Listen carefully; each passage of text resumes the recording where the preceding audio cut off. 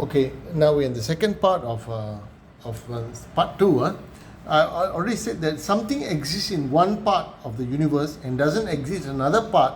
Therefore, logically, since it exists only here and not here, logically there will come a day when it will not exist here also. That is the logic, right? So this is for Kanda porul.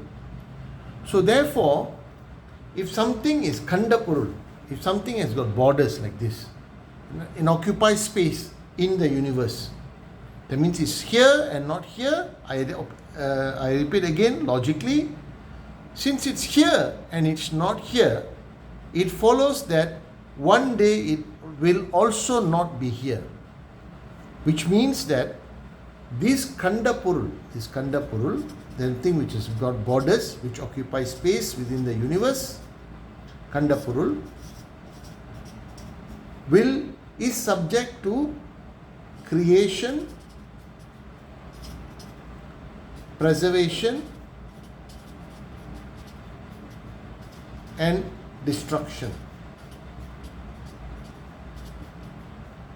Why do I say this? Because if it exists here and not here, that means it must have been created.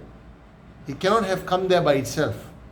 Now, of course, we are talking about the seen universe, and whatever we see is all inert objects.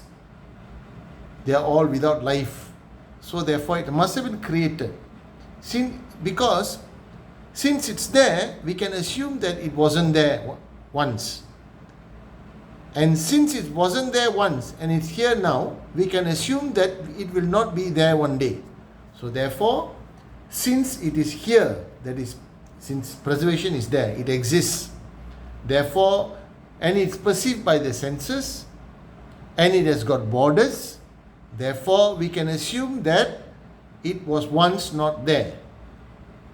So it was created.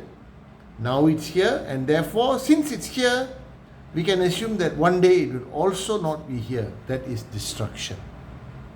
So therefore, it follows that all Kanda porul, all things with borders, are subject to creation, preservation, destruction, because they exist in one part and not in the other. Therefore, logically, they will also not exist where they are now. Right? Okay, that is the logic. So therefore, now we come to the second part, which is ahanda porul. What is ahanda porul? Something without borders. Now, in Saiva Siddhanta, we assume that the three things, Padi, Pasu, and Pasam, exist forever. They exist forever. Right? Padi, Pasu, Pasam exist forever. Now, if something exists forever, since Kanda porul is subject to creation, preservation, destruction, something which exists forever must be akandam. Akandam, without borders, akanda porul. So this akanda porul is actually Padi, Pasu, and Pasam. Now why do we say Padi, Pasu, Pasam are or exist always? Because Tirumula has told us, Padi, Pasu, Pasam in a Pagar Mundil, Padi in a pole, Pasu, Pasam, Anadi.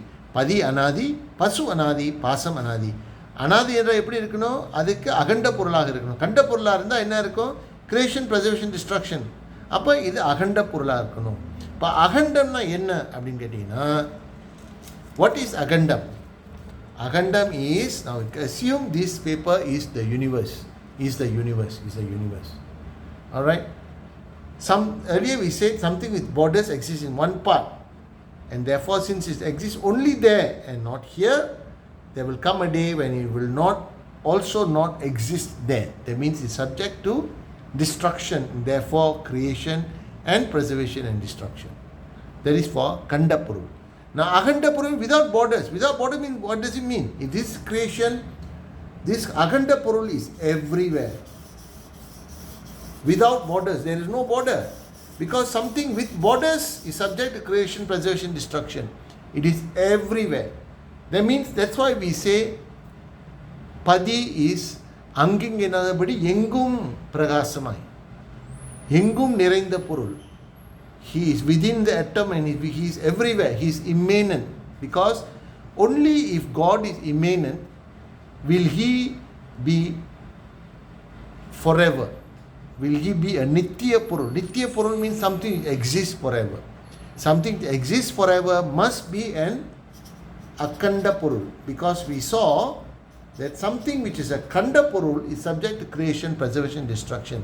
Therefore, if something is not subject to creation, preservation, destruction, then it must be an ahanda porul. Ahanda means it exists everywhere, every part. Since it exists here and exists here, that means there won't come a day when it won't exist here. Because it's everywhere. That's the logic which we saw earlier. So, now, Padi is everywhere. But now, not only Padi is Agandam. Not only Padi. Not only is Padi Nityam. Padi is not the only thing which is Nityam. Pasu and Pasam is also exist forever. That means Pasu and Pasam also must be Agandam. That means where is Pasu and Pasam? They are also everywhere. If this is soul, then Pasam, it also exists everywhere. So this is the concept that we must get our heads around.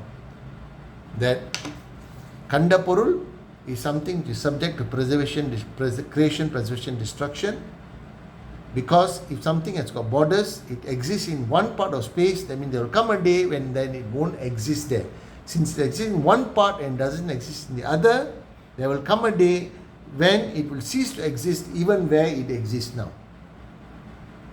And then second, we follow that since that's why we say everything which is seen, which is perceived by the senses, is subject to creation, preservation, destruction. Now we come to Padi, Pasu and Pasam. Padi exists forever. Nitya Puru. Nitya means forever existent. According to our logic, if we think at it in terms of our logic, if something exists forever, it must be Ahanda Purul, without borders. If it has borders, it's subject to creation, preservation, destruction. That means Padi is everywhere. This is the universe, Padi must be everywhere. But not only Padi is forever, Pasu and Pasam also forever. So therefore, Pasu also must exist everywhere, Pasam also must exist everywhere. Now I'm sure this will create a lot of questions within your mind. If you have those questions, you can always personal message me. Thank you.